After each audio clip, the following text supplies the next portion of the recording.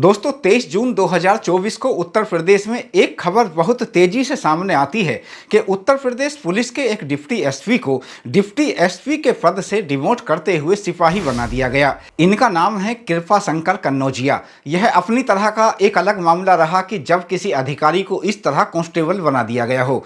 ऐसा नहीं होता और यदि वह एक महिला कांस्टेबल के साथ होटल के कमरे में नहीं मिलते। महिला कांस्टेबल भी शादीशुदा हैं। सीओ साहब की पत्नी की एंट्री के बाद पूरा मामला सामने आया था। इस पूरे मामले को जानने के लिए थोड़ा पीछे चलते हैं। जो कुछ सामने आया उसके अनुसार यह बात थी जुलाई 2021 की, जब डिप्टी एसपी कृपा शंकर उन्नाव जिले के बीघापुर सर्किल में तैनात थे। उनके सर्किल में कई थाने आते थे, इस नाते उनका वहां आना जाना था। कृपा शंकर मूल रूप से गोरखपुर जिले के रहने वाले थे। एक दिन उन्होंने अपनी तबीयत खराब बताकर आला अधिकारियों से घर जाने के लिए अवकाश मांगा।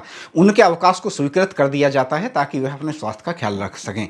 इसके बाद वह अपनी पत्नी को यह बताते हैं कि वह घर आ रहे हैं और अवकाश उनको स्वीकृत हो गया है। लेकिन जब वह शाम तक भी अपने घर नहीं पहुंचते तो उनकी पत्नी को उनकी फिक्र होने लगती है, क्योंकि एक तो पुलिस की नौकरी थी और दूसरा कृपा शंकर अपने परिवार में यह बताते थे कि उनके साथ कभी कोई अनहोनी भी हो सकती है। इस बात को लेकर पत्नी और भी ज़्यादा आशंकित हो जाती हैं और उनकी शायद कोई फिक्र भी नहीं होती यदि पत्नी की उनसे बात हो जाती। लेकिन हैरानी की बात यह थी कि कृपा शंकर के पास दो मोबाइल थे।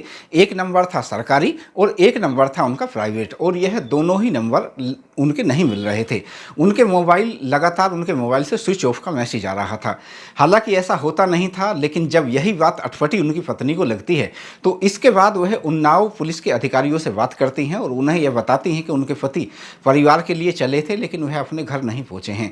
अधिकारियों को यह मालूम था कि सीओ साहब जो हैं अवकाश पर उनके यहाँ से अवकाश स्वीकृत करा कर गए हैं, लेकिन अब वह नहीं पहुंचे थे तो इस बात को लेकर वह भी चिंतित हो गए।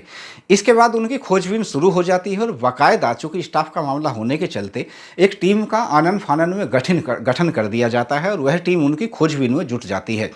इसके बाद सीओ साहब जिन लोगों के संपर्क में थे, स्टाफ के लोगों से पूछताछ की जाती है तो यही मालूम चलता है कि वह अवकाश पर गए हुए हैं। इसके बाद जो सर्विलांस की टीम है, सर्विलांस टीम को भी एक्टिव किया जाता है। सर्विलांस की टीम जब जांच पड़ताल करती है तो उनके मोबाइल की अंतिम लोकेशन मिल जाती है।